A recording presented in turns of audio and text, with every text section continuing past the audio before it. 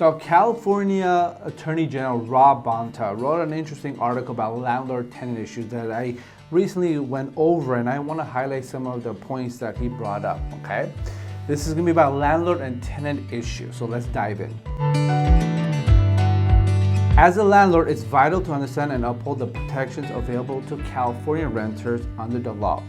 With the recently enacted Tenant Protection Act of AB 1482 and other laws, it's important for landlords of residential properties to be familiar with state and local development to prevent legal violations. So let's talk about this. So statewide rent caps and eviction protection. As we know, in 2019, the California enacted the Tenant Protection Act known as AB 1482.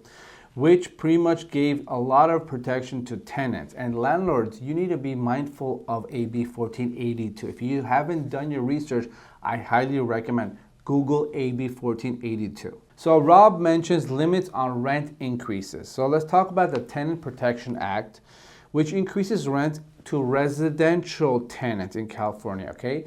Landlords, as we know, cannot raise rents more than 10% total, or 5% plus cost of living, so CPI, all right? Now, be mindful, every area has different local rent control laws as well. LA County has their own local rent controls. This is referring to the entire state of California. 10%, it's capped. In addition to the statewide limit, local rent control laws may further restrict how much a landlord can increase rent annually, like I just mentioned earlier. Rob talks about just cause eviction requirements. The Tenant Protection Act also creates a statewide eviction protection for most residential tenants after they have lived in their unit for 12 months. So basically, there's two types of eviction now, at fault and no fault eviction. So let's break down the two. Here are some examples of at fault eviction. Number one, non-payment of rent. If your tenant hasn't paid you rents for a while, you can legally evict them through the at fault process, okay? Breach of material terms of the lease. They breached their lease, the terms. Criminal activity committed on the premises. That's an at fault cause. Refusal to allow lawful entry. Refusal to execute a new lease containing similar terms. So these are considered at-fault evictions. Let's switch gears and talk about no-fault eviction. Basically, this is not a fault of the tenant that the landlord wants to evict them out. Owner move-in. Owner basically wants to move back into the property. Intend to demolish or substantially remodel the unit. I'm going to comment on this a little more further in this video. So stay tuned to the end. Number three, withdraw the unit from the rental market. Basically, the landlord states to the tenant, hey, listen, I'm taking the property off the market. I'm no longer going to lease this property out. I'm just going to keep it for myself. And lastly, the owner complying with a government order or local law that requires the tenant to leave. So these are considered no-fault evictions. Let's talk more about the owner move-in process, okay? Because Rob mentioned some key points. Owner move-in. A tenant can only be evicted for owner move-in if the owner or owner's spouse, domestic partner, child, grandchild, parent, or grandparents intend to move into the property, okay? Any landlord planning an owner move-in must act truthfully and in good faith and comply with all state and local requirements. Yeah, check this out. Effective April 1st, 2024, the owner or relative must move in within 90 days. So 90 days after the tenant leaves and live there as their primary residence for at least 12 consecutive months. So basically, you can't lie to the tenant and say, hey, I'm going to have my parents move in, the tenant moves out, and then you put it up for a lease. You can't. So your family members have to live in the property for 12 consecutive months, okay? And they have 90 days to move in. Otherwise, the unit must be offered back to the tenant at the same rent and lease terms as when the tenant left, and the tenant must be reimbursed for the reasonable moving expenses. So if the tenant finds out, they could come after you. Also, effective April 1st, 2024, the eviction notice must include the name of the person moving in, their relationship to the owner, and that the tenant may request proof of relationship. And there must be no other similar units already vacant on the property that the owner or relative could move in instead. Next, we have substantial remodel. Let's discuss this.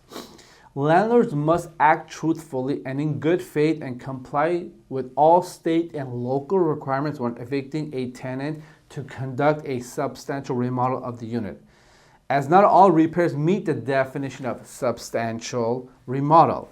To be a substantial remodel, the landlord must plan to either replace or substantially modify structural defects, electrical, plumbing, or other systems in the unit in a way that requires a permit. Okay? In other words, substantial remodel needs to take more than 30 days to complete where the landlord is requesting the tenant to vacate. Tenants can legally also request a landlord to provide proof of the permit, scope of the work, and why it's going to take more than 30 days. That's the reason why there need to be basically vacated from the premises. So Rob mentions the Tenant Protection Act applies to all residential rental units in the state except the following, okay? Single-family homes not owned or controlled by a corporation or real estate investment trust. The act does apply to single-family homes owned and controlled by corporations, so keep that in mind. Units covered by local rent control ordinance that is more protected than the Tenant Protection Act. So, for example, LA County has their own ordinance. Units issued a certificate of occupancy within the past 15 years. So this is a rolling 15 years, by the way. So if you have a newer build, right now you don't fall under this Protection Act. However, in 15 years from now, your property will be part of this Protection Act. Duplexes where the owner is living in one of the units at the time the tenant moves into the other unit, but only as long as the owner is living in the property, okay? What else? Let's see. Now let's move to rent increases. When raising rent, landlords must deliver the tenant a formal written notice of the change. It's not enough for a landlord just to send a quick text message, hey, I'm raising your rent. So there's a breakdown to this. Landlords must also give residential tenants sufficient warning before increasing the rent. If the rent increases 10% or less, landlords must provide notice of 30 days before increasing takes place. If the rent increases more than 10%, the landlord must provide a 90-day notice. Okay, keep that in mind. More than 10%, 90 days, less than 10%, 30-day notice. But again, be mindful of your local laws. This is just statewide, folks. Don't get confused with LA County ordinance. Lockouts. It is illegal to try to evict a tenant by locking them out. Naturally, we know that. You can't turn off the water or electricity or removing their personal items. That's illegal. Let's switch gears to security deposit. By the way, security deposits, moving forward, you're not allowed to take more than 1 month security deposit. Keep that in mind, okay? And when a tenant vacates a property, you have 21 days as a landlord to refund the tenant's security deposit. Unless there's unpaid rent, damages to the property, you just have to give them a breakdown of all the expenses and why you're deducting X amount of dollars from their security deposit. But you have 21 days to return their security deposit, okay?